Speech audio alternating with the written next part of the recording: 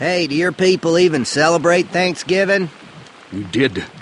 Once. Growing up on the reservation was like living in the Wild West. Everything was broken down and dilapidated. You had wild dogs roaming around ready to chomp you at a moment's notice, and fights would break out randomly over the most insignificant of things, often throwing coffee and hot Cheetos everywhere they went. It was here that I was given the name Wild Horse by the elders themselves, and they also gave me juicy gimlets of wisdom. Wild Horse, the wind moves not with the man, but the man with the wind.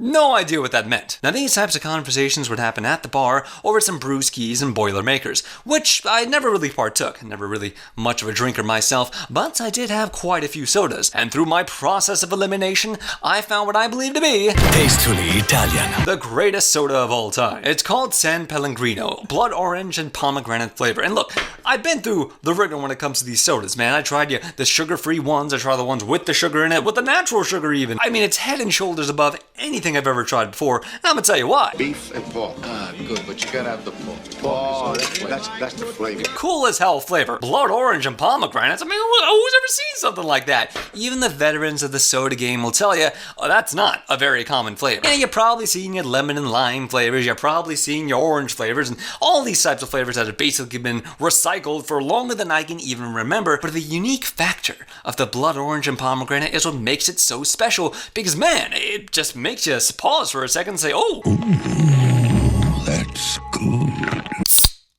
It's also gorgeous to look at, my god. Peter got himself a big scoop, and he wants to show it to you. Your average can of soda is going to have around 50 to 60 grams of sugar, and this has around 29. Now, I'm not the one that's going to say, oh, sugar's bad, you should never eat sugar. I mean, look, you're drinking soda. Obviously, you want to have a little bit of fun. You want to live a little, no big deal. The reason this is so important is because the more sugar something has, the more it covers up all those other flavors. It's like you're playing a game in the Devil's Daggers universe. You got one Scully coming at you, and it's manageable. You can control it, you can enjoy it, you can be like, hey, okay, I enjoy your company. But if you got a whole bunch of these things coming at you, plus you got that cocoon thing spitting up God knows what, it's gonna become very overwhelming, and you're gonna get murked, and you're not gonna see the trees for the flowers.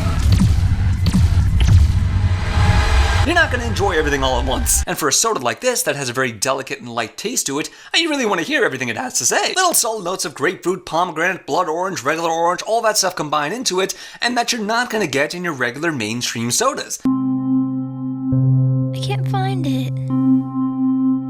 Will you help me find it? This is a very rare drink. You're not going to find a San Pellegrino on every random corner store or a random grocery store. It's going to take a bit of hunting to get there. And that hunting builds up anticipation and makes it feel more special. Eat the same piece of cake day in and day out. That tired-ass flavor gets played out. That's the thing about Coca-Cola and Pepsi. Because it's so available, we kind of take it for granted. Because it's so uncommon, when you see it, you're like, oh, it piques your interest. And it makes you appreciate it more because you don't know when you're going to get it again. Perhaps that's a bit gatekeepery, because you could probably just go online and order a whole case of this stuff without too much of an issue.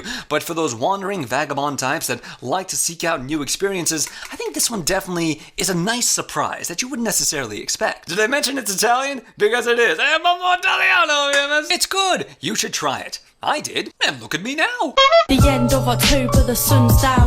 It's the month that I come out, bringing the good sound of love now as I touch ground, seeing much style. Is it the season of believing as I look round? Well, well, well. Well. Jahan Redcorn. Peggy.